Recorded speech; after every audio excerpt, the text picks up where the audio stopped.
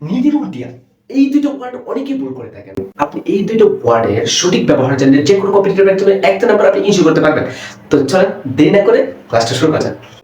এখানে আমি লিখে রেখেছি যে হচ্ছে নিড এবং ডিয়ার।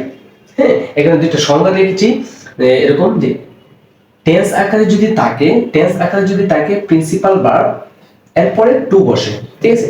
যদি টেন্স আকারে থাকে তাহলে টু বসে, আর যদি মডেল ভার্ব হিসেবে থাকে তাহলে ভার্বের বেস ফর্ম। আচ্ছা, বিষয়টা আমি ক্লিয়ার করছি যে নিড এবং ডিয়ার। প্রথমে আসি নিড এবং ডিয়ার কি।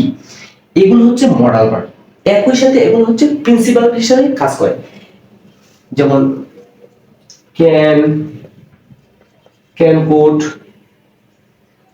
উড মে মাইট, হ্যাঁ, এগুলো হচ্ছে নিড ডিয়ার আছে। তো এগুলো হচ্ছে মডেল ভার্ব। তো আমরা জানি যে মডেল ভার্বের পরে হচ্ছে ভার্বের বেস ফর্ম। মডেল ভার্বের পরে কি বসে? মডেল ভার্বের পরে ভার্বের বেস ফর্ম বসে, তাই তো। তো আমরা জানি মডেল ভার্বের পরে ভার্বের বেস ফর্ম বসে, কিন্তু একই সাথে নিড এবং এই ডিয়ার এই দুটো ওয়ার্ড একই সাথে মডেল ভার্ব এবং প্রিন্সিপাল ভার্ব হিসেবে কাজ করতে পারে। যদি প্রিন্সিপাল ভার্ব হিসেবে কাজ করে তাহলে হচ্ছে ভার্বের পরে টু টু বসবে। তো প্রিন্সিপাল ভার্ব হিসেবে যদি কাজ করে নিড এবং ডিয়ার পরে টু বসবে। তো দেখেন দুটো এক্সাম্পল দিলে আপনার বিষয়টা ক্লিয়ার হয়। যে অলরেডি একটা এক্সাম্পল লিখে রেখেছি যে এখানে দেখেন হি সাবজেক্ট, হ্যাঁ, নিডস, এখানে আর্ন আছে টু আর্ন আছে মান, তাই তো। তো এখন দেখেন আমরা কি বলছি যে নিডটা হচ্ছে মডেল ভার্ব। যদি মডেল ভার্ব হিসেবে বসে তাহলে হচ্ছে ভার্বের বেস ফর্ম মানে ভার্ব ওয়ান বসবে, তাই তো। যদি প্রিন্সিপাল ভার্ব হিসেবে ব্যবহৃত হয় তাহলে ভার্বের পরে টু প্লাস ভার্ব ওয়ান বসবে।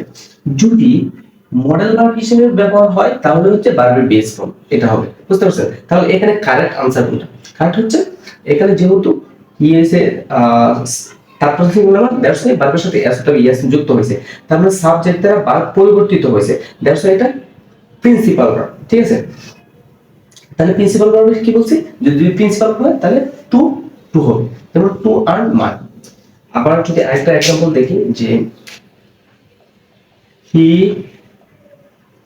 হি নিড, হ্যাঁ, আর্ন অথবা টু আর্ন